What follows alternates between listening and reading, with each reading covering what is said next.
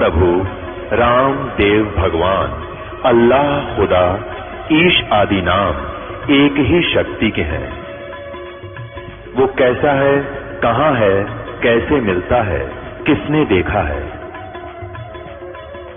ये प्रश्नवाचक चिन्ह पूर्ण रूप से हटाने के लिए अवश्य सुनिए जगत गुरु तत्वदर्शी संत रामपाल जी महाराज के अमृत वचन सर्व पवित्र धर्मों के पवित्र शास्त्रों के आधार पर।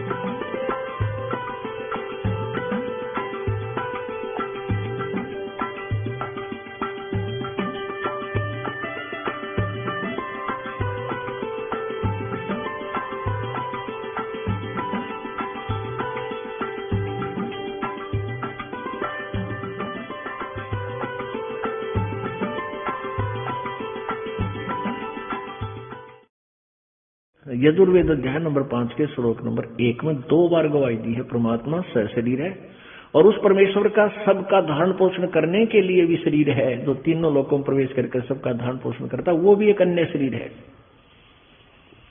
और वो अतिथि रूप में आता है।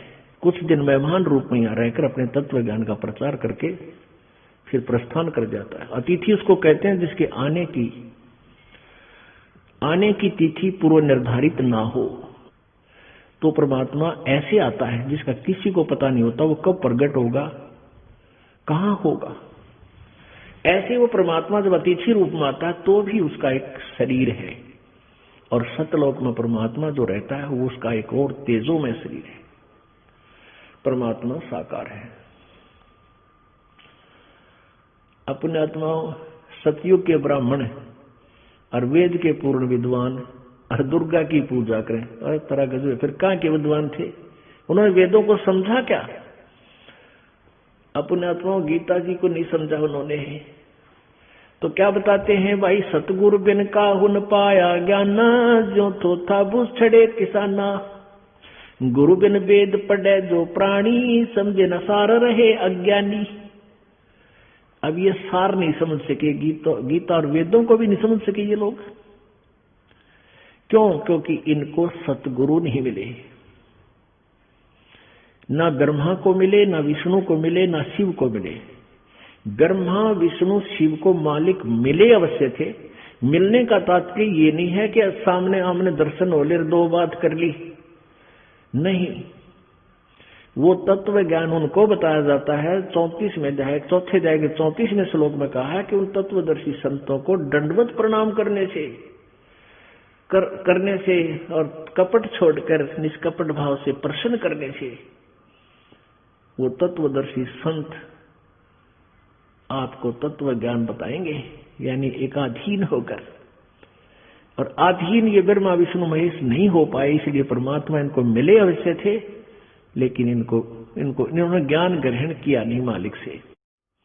तो इससे अब इनको मिले भी नहीं, वो मिलकर भी नहीं मिले, क्योंकि इनको ज्ञान मिला नहीं। वो तत्वदर्शी संत रूप में उन्होंने माना नहीं प्रभु को, इसलिए परमेश्वर उनको ज्ञान नहीं दिया।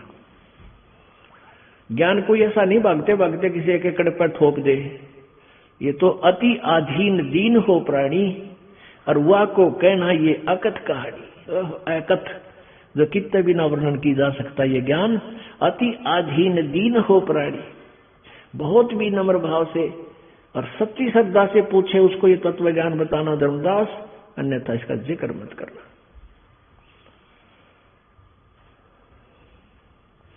तो क्या बताते हैं कि गुरु बिन काहू न पाया ज्ञाना, और जो थो था वो छड़े किसाना। अब वर्तमान में एक महर्षि पाक रहा था दयानंद, जो आर्य समाज का प्रवर्तक है। अब सतयुग के ब्राह्मणों को ज्ञान नहीं था, इस कलियुगी ब्राह्मण ने कितने ज्ञान होता है, ब्राह्मण था जाति से। एक तो ब्राह्मण होते हैं अपने धंधा करके खाओ बेचारे, वो इस कैटेगरी में नहीं आते। ये वो ब्राह्मण है जो गुरु पद प्राप्त करते हैं, उनको ब्राह्मण कहते हैं। ये उन्हीं में से था। और इसके द्वारा लिखा सत्यार्थ प्रकाश नामक एक पुस्तक सुप्रसिद्ध थी यहाँ पर, और उसके विषय में ये दंत कथा थी कि महर्षि दयानंद जी ने वेदों अनुसार सत्यार्थ प्रकाश की रचना की है। उसमें लिखा भी है स्पष्ट कि वेद आदि सदग्रंथों के आधार पर इसकी रचना की है। और उस वेदों के को टोटली विपरीत लिखा ज्ञान उसमें, क्योंकि वो अज्ञानी था, वेद ज्ञानहीन था दयानंद। जो महर्षि तो इसको कहना पड़ता है, क्योंकि इस बिना इसकी पहचान नहीं बनती, बाकी महर्षि नहीं था। ये तो बिल्कुल डुप्लीकेट आदमी था, इसने क्या का ज्ञान भी नहीं था, ना समाज का, ना कोई भक्ति का, ना कोई व्यवहार का,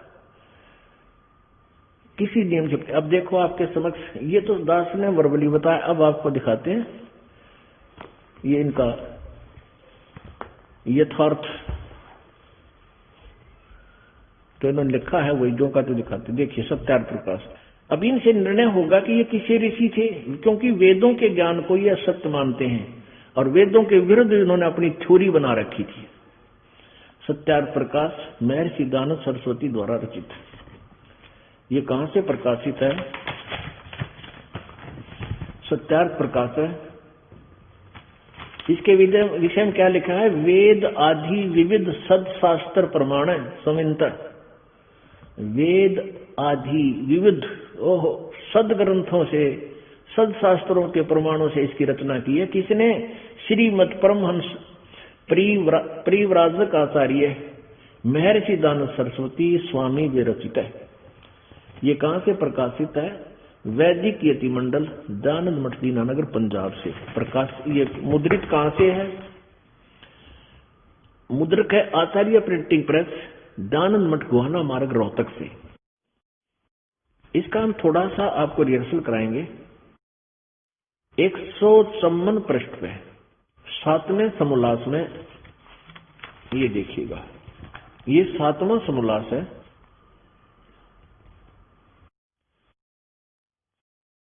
और 154 पृष्ठ पे नीचे लिखा, किसी ने प्रश्न किया है महर्षि दयानंद जी से कि ईश्वर साकार है व निराकार? उत्तर स्वामी जी ने दिया निराकार। 155 पृष्ठ पे खुद ही साकार सिद्ध कर रहे हैं स्वामी जी। किसी ने प्रश्न किया कि परमेश्वर की स्तुति, प्रार्थना और उपासना करनी चाहिए व नहीं? प्रश्न महर्षि दयानंद का, करनी चाहिए। प्रश्नकर्ता कहता, क्या स्तुति आदि करने से ईश्वर अपना नियम छोड़ स्तुति प्रार्थना करने वाले का पाप छुड़ा देगा, यानी पाप नाश कर देगा? स्वामी जी कहते नहीं। प्रश्न, तो फिर स्तुति प्रार्थना क्यों करना? अब प्रश्नकर्ता सही कह रहा है, तो भगवान पाप का नाश नहीं कर सकता, फिर भक्ति क्या जरूरत है? उत्तर स्वामी जी का, उनके करने का फल अन्य ही है, कोई और ही फल है। क्या है? प्रश्नकर्ता ने कहा क्या है?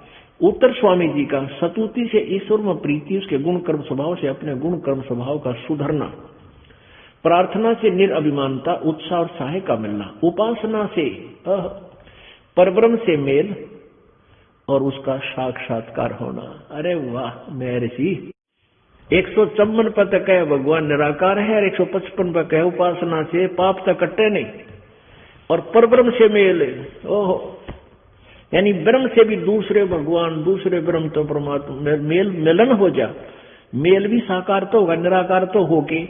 निराकार सर्वव्यापक है, कण कण में विद्यमान है, तो पहले ही मिला हुआ अपने से, फिर मिलना के उससे, जब वो है ही नहीं किता, वो तो हमारे अंदर भी एक बार भी है उनकी छोरी में।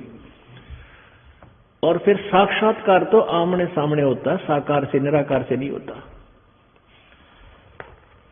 अब पुण्यात्माओं, जैसे कोई कहे, किसी ने अपने आगे वैद की उपाधि ला रखी है पीछे, और बहुत बड़ा बोर्ड लगा रखा है, और भोली जनता वहां जाती है बीमार, और उससे जाके प्रश्न करे कोई कि वैद जी, क्या औषधि खाने से औषधि रोगी का रोग काट देगी? और वो उत्तर दे कि नहीं, औषधि से रोग नहीं कटता, दवाई से बीमारी नहीं कट सकती। तो प्रश्नकर्ता पूछ रहा है, मान लीजिए कि फिर औषधि क्यों खाएं जब रोग नहीं कटता औषधि से। उत्तर वो वैद, नकली वैद उत्तर देवे कि उससे पहलवान बन जाएगा। अरे तेरा गजब हो, क्या वो वैद है? वो तो डांगर है, निरा पशु, या उसने भांग पी रखी है या नशे में बोल रहा है। इस तरह की बकवास तो नशे वाला ही बोल सकता है। अब मान लीजिए कोई बोर्ड लगा रखा है कि साबुन विक्रेता, और उस साबुन विक्रेता तो कोई पूछा, भाई क्या साबुन कपड़े का मैल समाप्त नाश कर देगा, छुड़वा देगा? और वो नहीं, साबुन से कपड़े का मैल तो छूटता नहीं। फिर भाई साबुन का करेंगे क्या कि उससे कपड़ा मजबूत बन जाता है। अगर यह छुरी किसी निकम्मी आत्मा की है तो क्या उसने कभी जिंदगी में, जीवन में साबुन देखा या कदे प्रयोग किया? केवल बकवाद करे या नशे में बोल रहा है। दो बात हो सकती है। ये सिद्धांत, ये छुरी है महर्षि दयानंद की, और इसकी नहीं, ये सारे ही से थे। ये सतयुग के ब्राह्मणक, कलयुग के ब्राह्मणक, सारे ब्रह्मा विष्णु, ये सारे इसी थ्योरी पर आधारित थे। और अब आपको दिखाते हैं पवित्र वेदों में, यजुर्वेद अध्याय नंबर 8 के श्लोक नंबर 13 में 6 बार लिखा है कि वो परम अक्षर ब्रह्म, वो पूर्ण परमात्मा घोर पाप का विनाश कर देता है, साधक के घोर पाप को भी काट देता है। अब देखिएगा पवित्र वेद, पुण्यात्माओं, वेद है परमात्मा का विधान, उनकी महिमा का यथार्थ ज्ञान। और ये अपने द्वारा लिखी हुई इस तरह की दंत कथाएं, ये सत्यार प्रकाश जैसे नकली पुस्तकें, ये है इनकी अपने घर का ज्ञान। और यदि ये वेदों से नहीं मिलता है तो इसका आग लगा दे कि तगेर के ये, क्योंकि ये पढ़ने योग्य है नहीं। ये इसके अंदर हमारे सदग्रंथों के विपरीत ज्ञान है। जिस किसी पुस्तक में पाठ्यक्रम के विपरीत ज्ञान हो, क्या वो विद्यार्थियों को पढ़ना चाहिए? नहीं, फूक दे उसने किताब अलग, वो तो दर्शन भी नहीं करने चाहिए उसके। अब देखिएगा पवित्र यजुर्वेद अध्याय नंबर 8 का श्लोक नंबर 13, ये है महर्षि दयानंद सरस्वती द्वारा अनुवादित।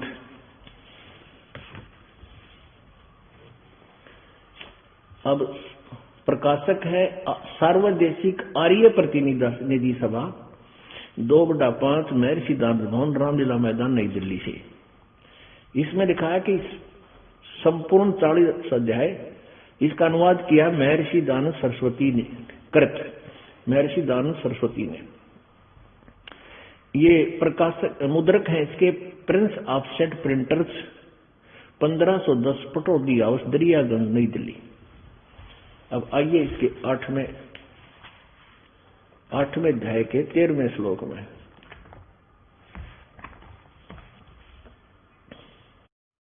अथ 8वां अध्याय 241 पृष्ठ पे, यहां देखिए, ये 13वां मंत्र है। देव कर्तस्य एनस्य अवजनम असि, मनुष्य कर्तस्य एनस्य अवजनम असि, पितर कर्तस्य एनस्य अवजनम असि। अब इसका यहां इनके द्वारा अनुवाद देखते हैं 242 पृष्ठ पे। स्वामी दयानंद जी यहां अनुवाद कर रहे हैं। हे सबके उपकार करने वाले मित्र, आप दान देने वाले के एनस्य माने अपराध यानी पाप के विनाश करने वाले हो। अब यहाँ ये बात कैसे बिगड़ी रही कि पढ़ने वाला यहाँ से पढ़ना शुरू करता है तो नहीं सोचे मित्र के बारे में लिख रखा है, चल आगे चलाएंगे, क्योंकि इसने तो ज्ञान का डंगा करने का मतलब था। वेदों का अनुवाद किया इसने बाद में, सत्यार प्रकाश लिख दिया पहले, और सत्यार प्रकाश पहुंच गया पूरे इसके भक्तों में सब जगह।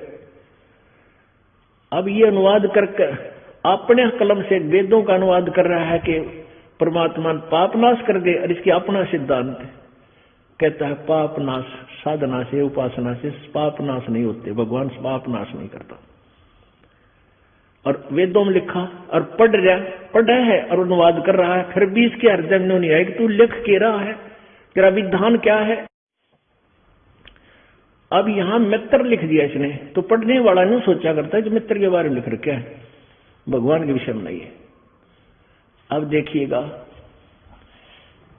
इन्हीं के द्वारा भगवान के नामों का विश्लेषण किया गया है। प्रथम समोल्लास यानी प्रथम अध्याय सत्यार्थ प्रकाशन, ये देखिए उसमें मित्र का अर्थ इन्होंने क्या किया है स्वामी जी ने, ये देखिएगा प्रश्न नंबर 18 पे समोल्लास नंबर प्रथम समोल्लास,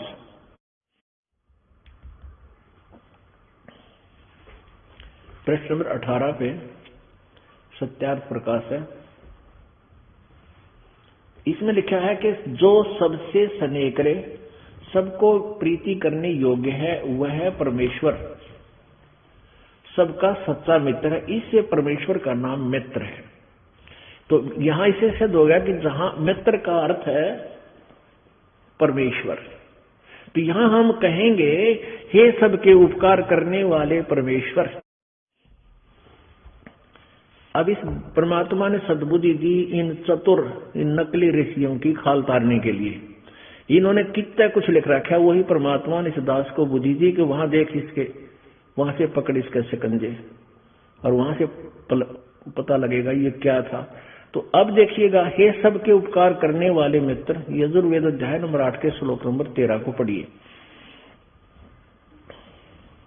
ये सबके उपकार करने वाले परमेश्वर, मित्र कहो चाहे परमेश्वर, आप दान देने वाले के अपराध यानी पाप के, विनाश माने नाश करने वाले, असी माने हो। एन से माने अपराध, एन से माने पाप कहो चाहे अपराध, एन से माने पाप, इन्होंने खुद लिखा है। तो इसी प्रकार हमने समझना है, ये दान देने वाले के अपराध यानी पाप के नाश करने वाले हो। मनुष्य कर्तव्य साधारण मनुष्यों के किए हुए, एन से माने पाप के, अपराध के विनाश करने वाले हो, अक्षमा करने वाले हो, छुड़वाने वाले हो। पिता के किए हुए, एन से माने अपराध बोलो, विरोध आचरण लिखा है ना, अपराध के अच्छे प्रकार हरने वाले हो यानी नाश करने वाले हो। अवेजन माने नाश, विनाश करना। आत्म कर्तव्य अपने किए हुए, एन से माने पाप के दूर करने वाले, अवेजन माने नाश करने वाले, दूर करने वाले हो। एन से ओहो घोर पाप के, अधर्म के यानी घोर पाप के भी आप नाश करने हारे हो। ओए होए होए। जानता हुआ मैं जो कुछ भी अधर्म आचरण किया करता हूं या करूं, अनजाने में करूं या जाने में, इसका अर्थ यह है अनजान मैं जो कुछ भी किया करता हूं या करूं, उस सब एन से माने दुष्ट आचरण कहो नहीं, पाप के, एन से माने पाप के, अधर्म के, पाप के, एन से दुष्ट आचरण लिखा है, पाप के दूर करने वाले असी माने हैं आप, यानी आप घोर पाप का भी नाश करते हैं। जाने अनजाने में जो हमसे गलतियां होगी उनको भी आप पाप नाश कर देते हैं। अब वो प्रसंग हल करने के लिए परमात्मा परमेश्वर कबीर जी के उस 5वें वेद के ज्ञान का एक श्लोक भी समझने के लिए इतनी बड़ी भूमिका, इतने बड़े ग्रंथ आपके समक्ष रूबरू कराने पड़ते हैं जब आपका समझ में आवे। कौन सा? भाई गुरु बिन काहुन पाया ज्ञाना, जो थोथा बुझ छड़े किसाना। भाई गुरु बिन वेद पढ़े जो प्राणी, समझे न सार रहे अज्ञानी। ये महर्षि दयानंद जैसे वेदों को पढ़ भी रहे हैं, अनुवाद भी कर रहे हैं, और कोरे अज्ञानी अपनी थ्योरी बता रहे हैं परमात्मा पाप नाश नहीं करता। इससे क्या सिद्ध हुआ कि गुरु बिन वेद पढ़े जो प्राणी, इनको गुरु नहीं मिले। इन्होंने वेदों को पढ़ा और समझे नहीं, सार रहे अज्ञानी, वेदों को नहीं समझ सके, ये कोरे अज्ञानी रहे। अब इसी प्रकार देखिए, देवताओं के गुरु बृहस्पति का ज्ञान और राक्षसों के गुरु प्रहलाद वाले ग्रुप के गुरु शंकराचार्य का ज्ञान है। वो भी यही है कि प्रारब्ध कर्म यानी प्रारब्ध में जो पाप लिखा है वो तो भोगने से ही समाप्त होता है, उसका नाश नहीं होता। अब देखिए फिर श्रीमद् देवी भागवत दुर्गा पुराण, गीता प्रेस गोरखपुर से प्रकाशित, संपादक हनुमान प्रसाद पोदार, चिमनलाल गोस्वामी, प्रकाशक एवं मुद्रक गीता प्रेस गोरखपुर, गोविंद भवन कार्यालय, कोलकाता का संस्थान। अब इसमें आपको दिखाते हैं प्रश्न नंबर 282 पे और सेकंड नंबर 5वें सेकंड में, यहां देखिएगा ये 5वां सेकंड है।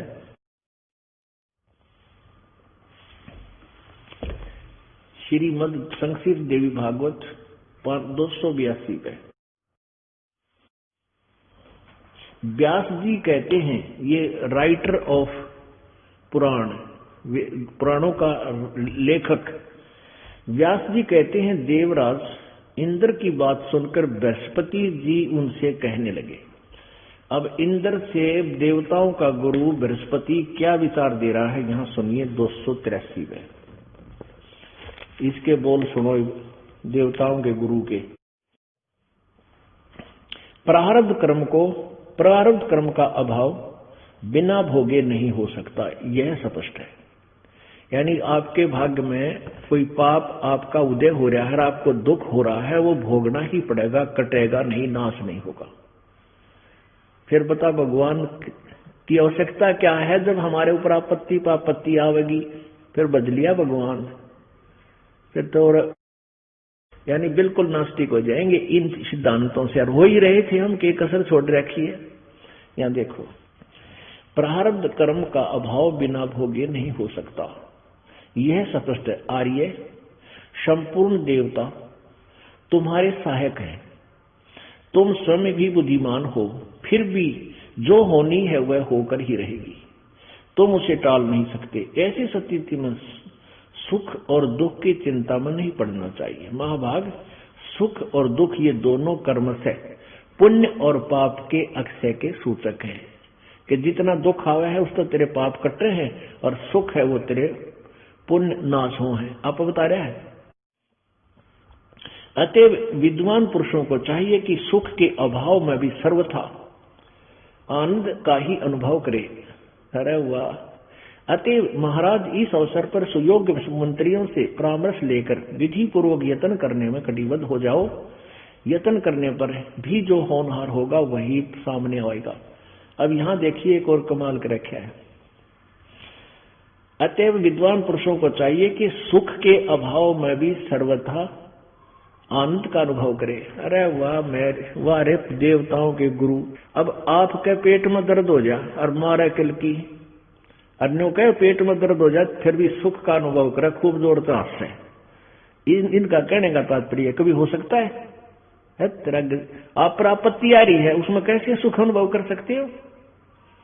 तो इसका कहने का भाव ये है, परमात्मा क्या कहते हैं कि पेट में दर्द हो गया, पेट में पीड़ा होगी, गोली मिले, दवाई मिले और पेट का दर्द समाप्त हो जाए, फिर आप पर सुख हो गया।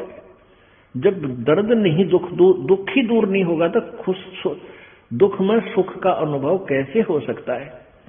अच्छा, ये तो हो गया देवताओं के गुरु बृहस्पति जी के विचार के कर्म। तो जितने भी हैं पाप और पुण्य ये तो भोगने पड़ेंगे, ये नहीं समाप्त हो सकते, तो भोग्य खत्म होंगे। और क्या बताया है कि जो सुख आपको प्राप्त है आपके पुण्य अक्षीण हो रहे हैं, नष्ट हो रहे हैं, और जो आप पर आपत्ति आ रही है ये आपके पाप खत्म हो रहे हैं। ऐसे करो। कर लिया नहीं होता भाई, आ लिया ओढ़ को भगवान की तरफ देखा भी कौन नहीं जाए, आपत्तियां जा कौन बजा भगवान, फिर आप पर नास्तिक हो जाएंगे। तो इनके ये सिद्धांत सभी के थे। अब देखना आगे 243 पृष्ठ पे, 243 पृष्ठ पे आपको राक्षसों के गुरु शुक्राचार्य के विचार सुनाते हैं। शुक्राचार्य, शंकराचार्य गलती से बोल गया ना, शुक्राचार्य। यहां देखिएगा 243 पृष्ठ पे, ये है चौथा स्कंध, 243 पृष्ठ और चौथा स्कंद। व्यास जी कहते हैं, प्रहलाद की बात सुनने के पश्चात शुक्राचार्य, राक्षसों के गुरु, ज्ञान दृष्टि से सब कुछ देखकर प्रसन्न हो गए। उनका मुख मुस्कान से भर गया। उन्होंने दैत्यों से कहा, दानवों, तुम मेरे यजमान हो, तुम्हें न तो डरना चाहिए और न पाताल में ही जाना चाहिए। अपने सत मंत्र के प्रभाव से मैं तुम्हारी रक्षा कर दूंगा। यहां क्या कह रहा है कि मैं तुम्हें पाताल में नहीं छुपना पड़ेगा, वहां नहीं जाना पड़ेगा, मैं अपने सत मंत्रों से प्रभाव से तुम्हारी रक्षा कर लूंगा। या तो ये कह रहा है। आगे देखो, धर्म के मर्मज महाशयो, प्राचीन समय में ब्रह्मा जी के मुख से मैंने जो बात सुनी है, अब आलिया ब्रह्मा जी के ज्ञान का ओढ़ देख लियो। ये भी यही कहता है, प्रारब्ध तो भोगने से ही समाप्त होते हैं, पाप तो कट ही नहीं सकते। प्राचीन समय में ब्रह्मा जी के मुख से मैंने जो बात सुनी है उसे बता रहा हूं, सुनो। यह वचन बड़ा ही हितकर, सत्य और अटल है। उन्होंने कहा था, ब्रह्मा जी ने बताया ये ज्ञान जो शुक्राचार्य अपने शिष्यों को बता रहा है, कि होने वाली बातें अवश्य होकर रहती हैं। धरातल पर कोई भी ऐसा सुयोग पुरुष नहीं है जो प्रारब्ध को विफल बनाने में समर्थ हो सके। विपरीत समय के कारण इस समय तुम्हारी शक्ति अक्षीण हो गई है। प्रहलाद आदि को कह रहा है शुक्राचार्य, अतः एक बार तो तुम्हें देवताओं से परास्त होकर पाताल में जाना ही पड़ेगा। समय सदा बदलता रहता है। कुछ ही दिन पूर्व तुम सम्राट रह चुके हो। प्रहलाद को कह रहे, अब सुन ले गुरुओं की, ये थे दोगले गुरु, डुप्लीकेट माल। अब ऊपर तो कह रहा है कि तुम चिंता मत करो, मैं अपने सत्य मंत्रों से तुम्हारी रक्षा करूंगा, तुम्हें पाताल नहीं जाने दूंगा। और फिर ने कहा, भाई एक बात सच्ची है, ब्रह्मा ने तो सुनी थी मैंने, प्रारब्ध तब भोगना ही पड़ेगा, और तुमने एक बार देवताओं से हार के पाताल तो जाना ही पड़ेगा। अरे बता के गड्ढा इनने ऊपर तो न्यू कह रहा है, मैं सत्य मंत्रों से तुम्हारी रक्षा कर लूंगा। फिर न्यू कहते एक बात तो सच्ची है, ब्रह्मा ने बताई थी, प्रारब्ध तो भोगना पड़ेगा, तुमने एक बार तो हार के पाताल जाना ही पड़ेगा। फिर तू टट्टू कर लेगा, बता तू क्या करेगा? ये नो बंडा रहे थे इन भोली आत्माओं को। और ये भोली आत्मा श्रद्धालु इतने होते हैं, गुरु जी जो कह रहे साची कह रहे, बोल जाना करते हैं। अब वैसे ये छोरी सिद्धांत है तो सही कि गुरुजी जो कहते हैं वो साची कहा करें और उनके आगे वाद विवाद नहीं करना चाहिए, ये बिल्कुल फाइनल है। पर ये गुरु ना थे, गुरु के रूप में अज्ञानी थे और भोली आत्माओं ने उनको गुरु मान लिया। गुरुजी जो कह रहे हैं आंख मीच के बैठे रहे, हाँ ठीक कह रहे, कुछ भी कहो। अब सतगुरु जो गुरु ज्ञान कहेगा वो सच्चा ही बोलता है, उसमें वाद विवाद और विक्षेप और उसमें कोई गुंजाइश शंका की नहीं रखनी चाहिए। जो गुरु कहेगा वो सच ही कहेगा, झूठ नहीं बोलता। अब पुण्यात्माओं, ये इतना बड़ा चैप्टर है कि अभी तो ये प्रारंभ करना था वो महर्षि रामानंद जी और कबीर परमात्मा की वार्ता का प्रकरण, और ईब तक तो यह भूमिका बनी है इस अज्ञान को ढाने की और सच्ची बात बताने की। अब क्या कहते हैं, परमात्मा कहा करते थे, निरंजन धन तेरा दरबार, निरंजन धन तेरा दरबार, जहां पर तनिक न न्याय विचार, जहां पर तनिक न न्याय विचार। भाई वैसा उढ़े मुल मुल खासा, गल मोतियों के आर, वैसा उढ़े मुल मुल खासा, गल मोतियों के आर। पतिव्रता को मिले न खादी वो सूखा निरस आहार, निरंजन धन तेरा दरबार, निरंजन धन तेरा दरबार जहां पर तनिक न न्याय विचार। भाई पाखंडी की पूजा जग में संत को कहें लबाड़। कबीर परमात्मा ने तो ये ज्ञानी ब्राह्मण और मुल्ला और काजीर ये नकली महर्षि कहा करती तो पाखंडी है, मुंह माई हुआ बात पक्का है, लबाड़ है। तो कह ब्रह्मा विष्णु महेश सर्वेश्वर है, महेश्वर नहीं है, ये इनका जन्म मृत्यु होता है। कहते हैं ये तो लबाड़ है, ये मुंह मा हुआ बंडा झूठा है। तो परमात्मा के क्या करते रहे, देखो काल तेरा निरंजन धन तेरा दरबार, ओ काल तेरा कितने भी न्याय नहीं। भाई पाखंडी की पूजा जग में संत को कहें लबाड़। पाखंडी की पूजा जग में संत को कहें लबाड़। अज्ञानी को परम विवेकी, ज्ञानी को मूड गंवार। निरंजन धन तेरा दरबार, निरंजन धन तेरा दरबार। कह कबीर सुनो भाई साधो, यहाँ सब उल्टा व्यवहार। कह कबीर सुनो भाई साधो, सब उल्टा व्यवहार। भाई सच्चा को तो झूठा बतावे, इन झूठों का एतबार। निरंजन धन तेरा दरबार, निरंजन धन तेरा दरबार जहां पर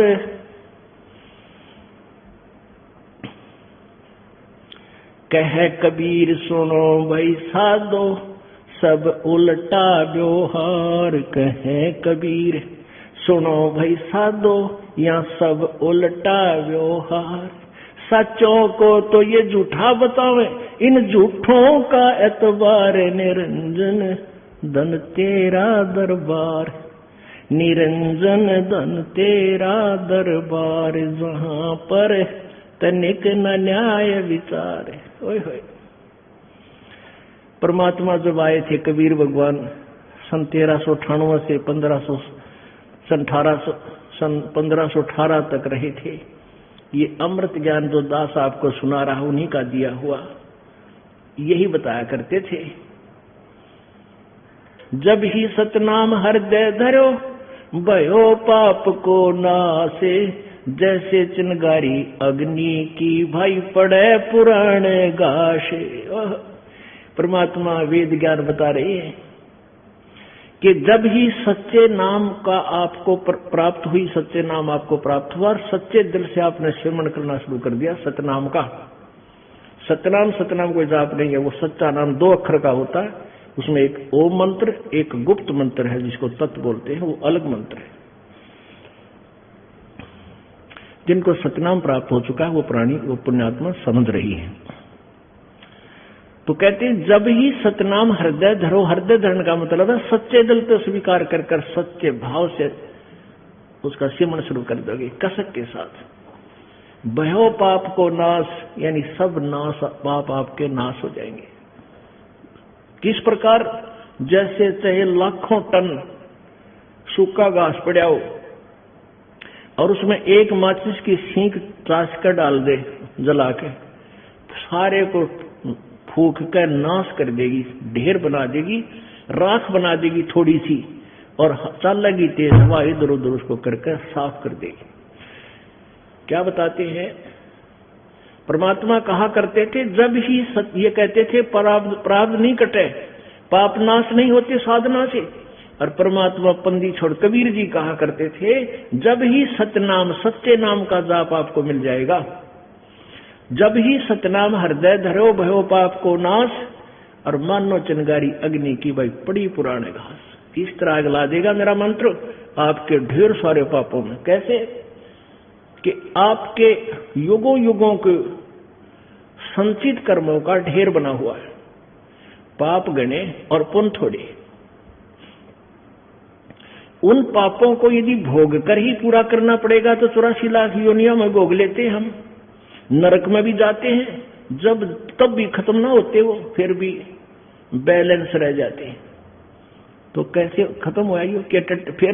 फिर दोबारा 84 लाख योनि मनुष्य शरीर प्राप्त हुआ, फिर निरे पाप कमा लिए शास्त्र विरुद्ध साधना करके, भक्ति ठीक करी नहीं, वो फिर ढेर हो गया।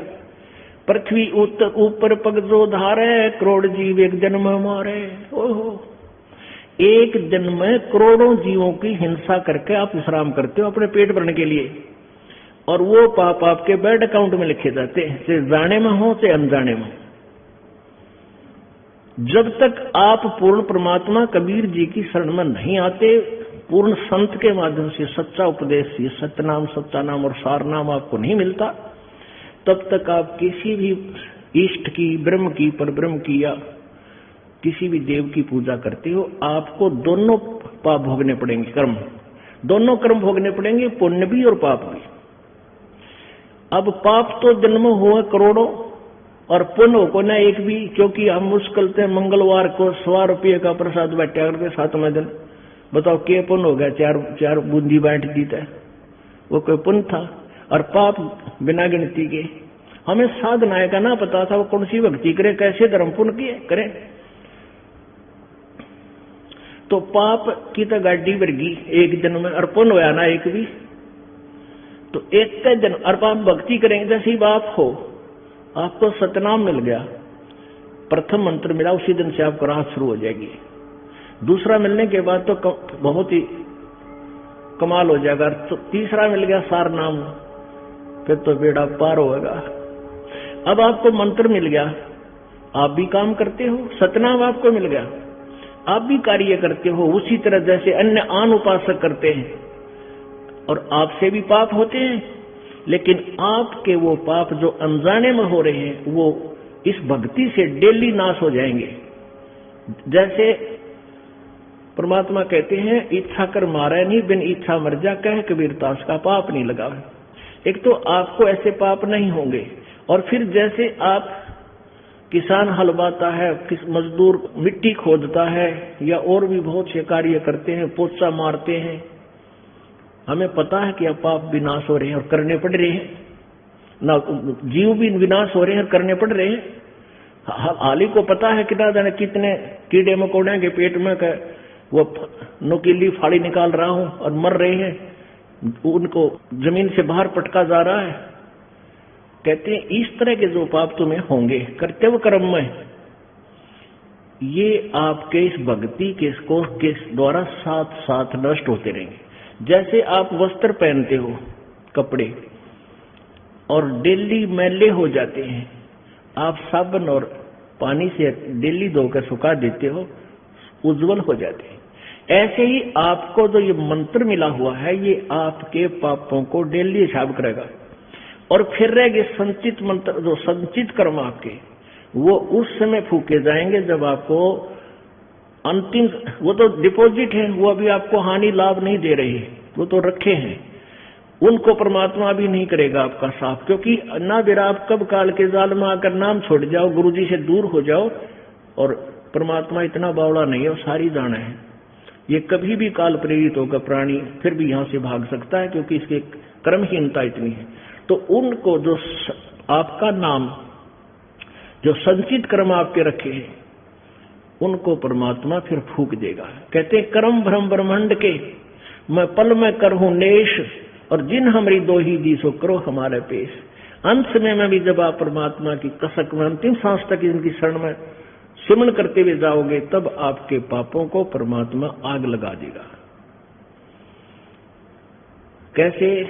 राम नाम रटते रहो, राम नाम रटते रहो, जब तक घट में प्राण, कदे तो दीन दयाल के भनक पड़ेगी कान। यही आपने गीता जी में सुना कि जो मेरी भक्ति अंतिम श्वास तक करता है मुझे प्राप्त होता है, और उस भगवान की भक्ति तत्ब्रह्म की, परम अक्षर ब्रह्म की, पूर्ण ब्रह्म की साधना तत्वदर्शी संत से लेकर करता है, वो फिर अंतिम श्वास तक भक्ति करता हुआ शरीर छोड़कर जाता है, तो उसको प्राप्त होता है। यही परमात्मा कहते हैं कि राम नाम रटते रहो। वो राम नाम कौन सा है? ये 2 मंत्र का, ये 3 मंत्र का जो नाम है, ये राम का नाम है। ये 3 मंत्र का जो मंत्र है, ओम तत्सत, ये कंप्लीट है राम नाम, यानी पूर्ण ब्रह्म का मंत्र ये है। तो ये है वो राम नाम। राम नाम रटते रहो,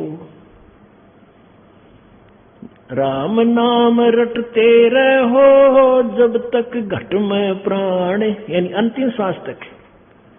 और कदे तो दीन दयाल के भनक पड़ेगी कान। अब आज का जो सत्संग प्रारंभ हुआ है कि स्वामी रामानंद जी बनारस में महाविद्वान वेदों के कहलाते थे और उनको कै भी ज्ञान नहीं था वेदों और गीता का, लेकिन वो परमात्मा के पूर्व जन्मों के साक्षी थे, तो सेवक रहे हैं। उस प्रतिफल को परमात्मा देने के लिए कबीर जी स्वयं परमेश्वर आए, बालक रूप धारण किया और उस महर्षि की वो अज्ञानता हटाने के लिए उनके शिष्य बने, उनके दास बने। वो कैसे बने? स्वामी रामानंद जी प्रतिदिन अपने आश्रम से चलकर गंगा जी में स्नान किया करते, गंगा दरिया में। एक पंच गंगा घाट बनारस में गंगा के किनारे बना हुआ, वो आज भी विद्यमान, आज भी वर्तमान में भी विद्यमान है। ये दास सैकड़ों भक्तों को साथ लेकर देख कर आए थे, पंच गंगा घाट। और वहां उस घाट के ऊपर एक मकान बना हुआ है, एक आश्रम बना है बिल्कुल घाट के ऊपर, और वो उन्हीं महर्षि रामानंद जी के अनुयायियों द्वारा संचालित है। उसमें कबीर जी का फोटो है और रामानंद जी का फोटो है और किसी का नहीं, आज वर्तमान में भी। तो वहां कभी परमेश्वर रामानंद जी प्रतिदिन स्नान करने जाया करते थे, जिसमें परमात्मा 5 वर्ष के थे। उस समय महर्षि रामानंद जी 104 वर्ष के वृद्ध थे, वयोवृद्ध थे।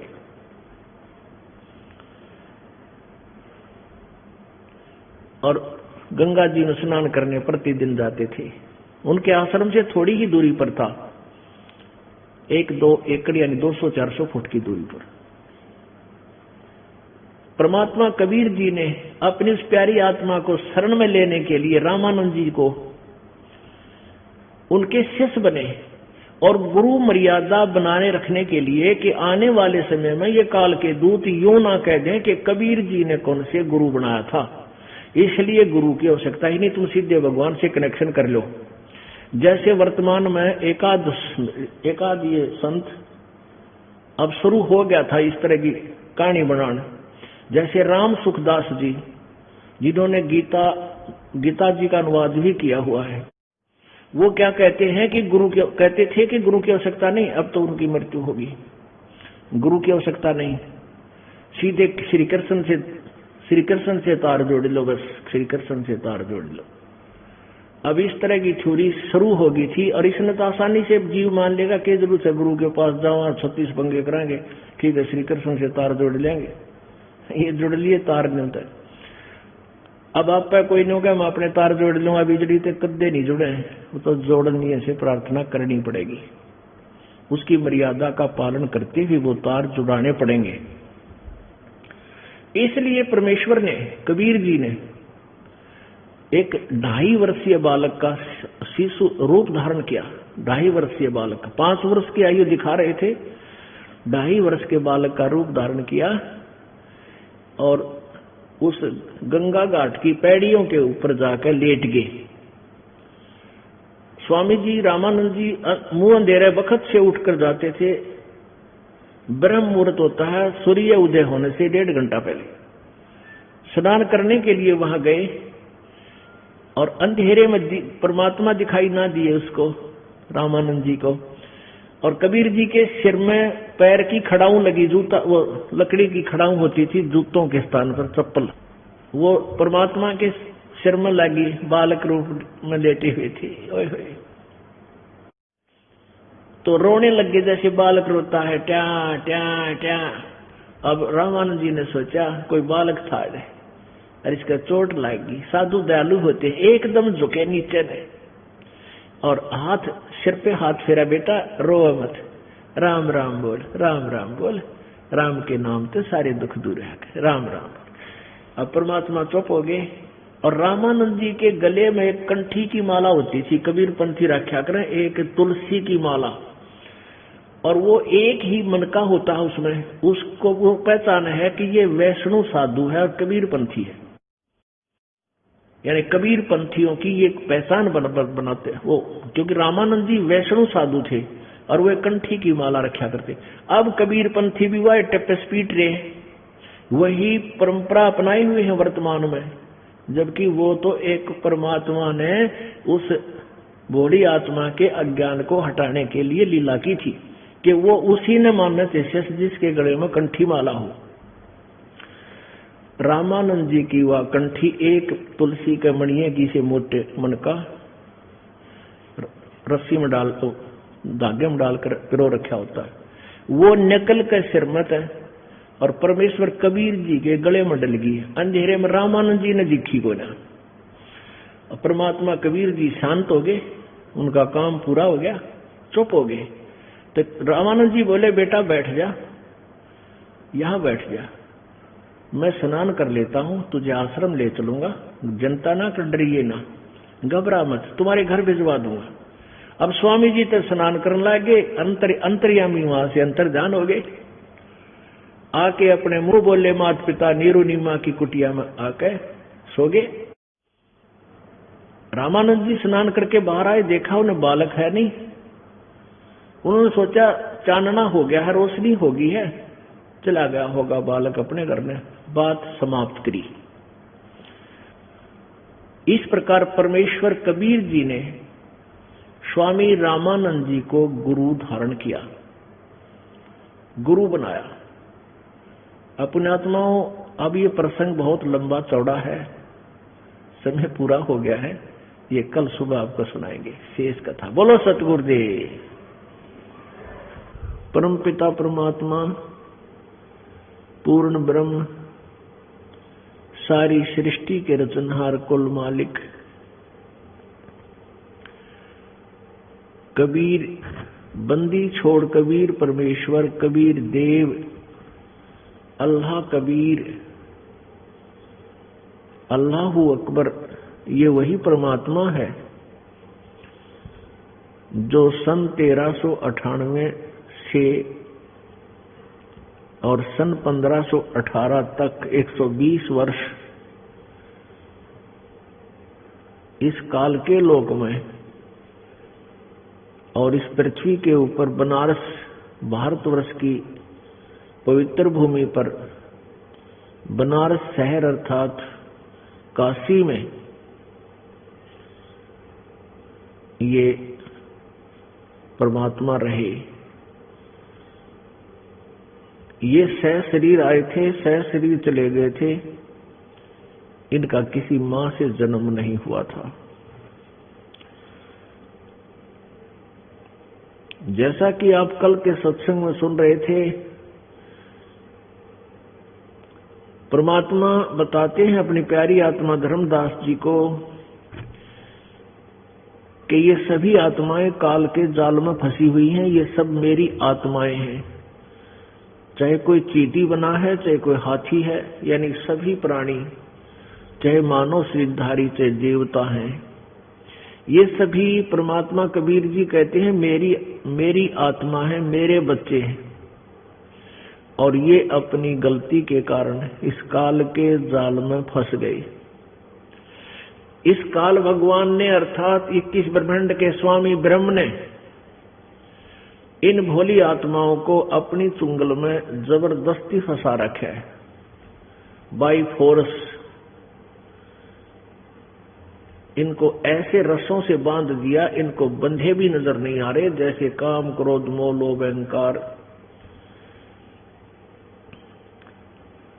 ये अपने तीनों पुत्रों के माध्यम से इन प्राणियों को यहां बांधे रखता है। परमात्मा स्वयं आते हैं, सत्यलोक से चलकर आते हैं, अपनी प्यारी आत्माओं को आकर मिलते हैं और उनको यथार्थ ज्ञान भक्ति मार्ग से परिचित करवाते हैं। फिर वो अच्छी आत्माएं, वो श्रेष्ठ आत्माएं, जो उच्च आत्माएं हैं, जो पुण्यात्मा अत्यधिक पुण्यात्माएं हैं, उनको प्रभु आकर मिलते हैं, क्योंकि वो शीघ्र ग्रहण कर लेते हैं भक्ति मार्ग को और फिर ऐसे दृढ़ हो जाते हैं वो सारी पृथ्वी एक तरफ हो जाओ और वो उस मार्ग को त्यागते नहीं, किन्हीं भी संकट या आपदाओं या किसी के विरोध से वो उल्टे नहीं हटते। ऐसी पुण्यात्माओं को प्रभु आकर प्रथम मिलते हैं और अपने तत्व ज्ञान से परिचित कराते, फिर वो प्यारी आत्माएं जन साधारण तक उस परमेश्वर के ज्ञान को, आंखों देखे हाल को पहुंचाते हैं। अब पुण्यात्माओं, हम परमात्मा की पहचान कैसे करें? हमने उसका कोई क्राइटेरिया फिक्स करना पड़ेगा, हमने उसका कोई आधार बनाना पड़ेगा कि किस वस्तु से हम पहचाने भगवान को, वो साकार है या निराकार है और वो कैसी लीला करता है। उसके लिए हमने आधार माना है पवित्र चारों वेदों को, पवित्र श्रीमद् भगवत गीता जी को और पवित्र 18 पुराणों को और पवित्र परमेश्वर कबीर देव की वाणी को, सच्चिदानंद घन की वाणी को। अब परमेश्वर कबीर जी की वाणी को अर्थात कबीर सागर, कबीर साखियां में जो लिखी हुई परमात्मा की अमृतवाणी है या कबीर बीजक में, इनको ये ऋषि जन, ये नकली गुरु, नकली ऋषि, ये डुप्लीकेट जो मार्गदर्शक थे, ये क्या कहा करते कि कबीर तो एक अशिक्षित है और इलिटरेट आदमी है, ये क्या जाने सदग्रंथों के गूढ़ रहस्यों को, क्योंकि वो संस्कृत में लिखे हुए। तो आज से 600 वर्ष पहले तो उन नकलियों का दांव लग गया, जनता को गुमराह करने में वो सफल हुए। परंतु आज वही अमृतवाणी जिसको ये रिजेक्ट किया करते थे, वो परमेश्वर की वाणी, कबीर जी की वाणी सब सदग्रंथों से मेल खाती है। जो ग्रंथ, सदग्रंथ, जो वेद और गीता जी बताते हैं, वही हमारे परमेश्वर की वाणी बताती है। जो पुराणों में वर्णन है, वही हमारे कबीर परमात्मा 600 वर्ष पहले बताया करते थे। आज इन पुराणों में हमें सत्य मिली। इससे एक तो ये हमने लगाना, ये हमारे परमात्मा को पहचानने में ये सहयोगी है एक पॉइंट कि 600 वर्ष पहले परमात्मा आए और उन्होंने क्या बताया था? उन्होंने बताया था कि धर्मदास ये ब्रह्मा विष्णु महेश नासवान है, क्योंकि इस धर्मदास जी जो बांधवगढ़ के रहने वाली एक अच्छी आत्मा, पुण्य आत्मा थी, श्रेष्ठ आत्मा थी, उनको भगवान मिले थे मथुरा में। वो ऐसे ही धार्मिक स्थलों पर भ्रमण के लिए गए हुए थे, तीर्थ यात्रा पर। तो वहां परमात्मा कबीर जी स्वयं एक जिंदा महात्मा, मुसलमानों में एक जिंदा महात्मा होते हैं, जिंदा साधु, वो एक ही काला ओवरकोट पहनते हैं घुटनों तक का और काला ही टोप पहनते हैं सिर पे और एक कच्छा पहनते हैं, बस। उसको कहते हैं, ऐसी वेशभूषा वाले को जिंदा महात्मा कहते हैं। तो उस जिंदा के रूप में परमात्मा उनको मिले थे और उनको फिर, क्योंकि वो धर्मदास जी विष्णु जी के उपासक थे और परमात्मा ने उसको समझा, धर्मदास आप गलत मार्ग पर जा रहे हो, ये साधना तुम्हारी ठीक नहीं है, शास्त्र विरुद्ध है। काफी वाद विवाद हुआ था प्रभु के साथ उस भोली आत्मा का, और फिर सत्य को धर्मदास जी ने स्वीकार करना पड़ा। तो उस समय बताया था परमात्मा ने कि धर्मदास ये जग बोराना और कोई ना जाने पद निर्वाण।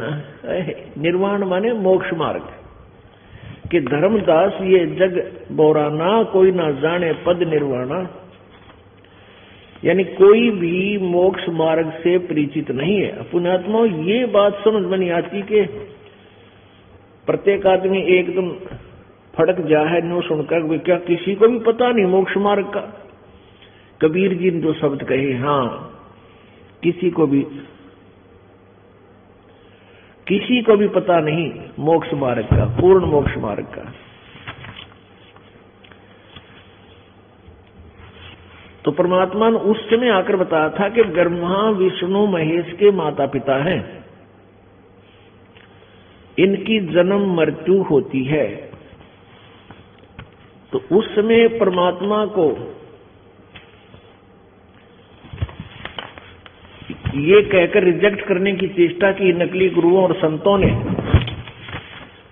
कि कबीर जी तो अशिक्षित है, ये क्या जाने गूढ़ रहस्य वेदों और गीता के और पुराणों को ये नहीं समझता, ये ऊट पटांग बातें करता है, झूठ बोलता है।